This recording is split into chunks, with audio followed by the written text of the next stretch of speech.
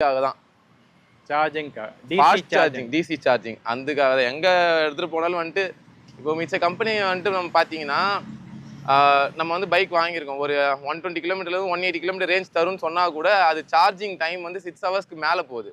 ஆனால் இந்த வண்டி அப்படி இல்லை, 1.5 ஹவர்ஸ் ஃபுல் சார்ஜ் ஆகிடும்.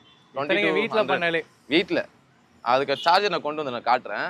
ஏன்னா வீட்டோட சார்ஜர்லேயே வந்துட்டு 1.5 ஹவர்ஸில் வந்து ஃபுல் சார்ஜ் ஆகுது.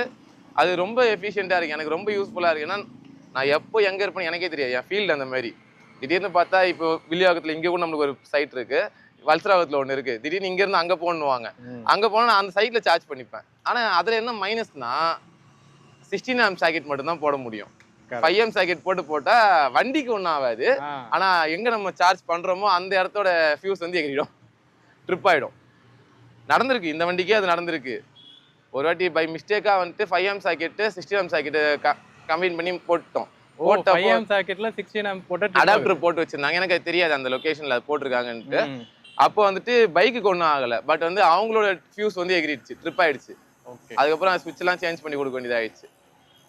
உங்களுக்கு ஒரு இன்ஃபர்மேஷன் சொல்கிறேன். இது வந்து 3 கிலோவாட் சார்ஜர் உங்களுக்கு ஸ்டாண்டர்டாக கொடுத்துருக்காது, அதனால தான் உங்களுக்கு ரொம்ப ஃபாஸ்ட்டாக சார்ஜ் ஆகுது. இது 240 வோல்ட் ஆர்கிடெக்சரில் இருக்கிறதுனால ஒரு டாடா நெக்ஸான் காரை சார்ஜ் பண்ணுற அதே கெப்பாசிட்டி சார்ஜரை தான் உங்கள் பைக்குக்கும் கொடுத்துருக்காங்க. இப்போ ஒரு கார் சார்ஜ் பண்ணுற லெவலுக்கான சிஸ்டம் இருந்தால் தான் உங்கள் வீட்லேயும் சார்ஜ் பண்ண முடியும். அது நார்மலாக ஒரு வெட் கிரைண்டர் போடுற இடத்துல நீங்கள் சார்ஜ் பண்ணிங்கன்னா கரெக்டாக இருக்கும். அதுதான் அதே சர்ஜ் எல்லாம் அந்த பவர் சாக்கெட் கரெக்டாக இருக்கான்னு பார்த்துக்கோங்க, ஏன்னா ஹை வோல்டேஜ் அது மட்டும் பார்த்துக்கோங்க. இல்லாட்டினா ஒன்றும் இல்லை, வீட்டில் ட்ரிப் ஆகிடும். அப்படிதான் நடந்துச்சு. ஆனால் நான் பண்ணது வந்து இண்டஸ்ட்ரியலில் பண்ணிட்டு வந்துட்டேன். வீட்டில் வந்து எனக்கு வெளியே ஒரு சாக்கெட் கொடுத்துருக்காங்கப்பா, சேஃபாக அங்கே போட்டுக்க.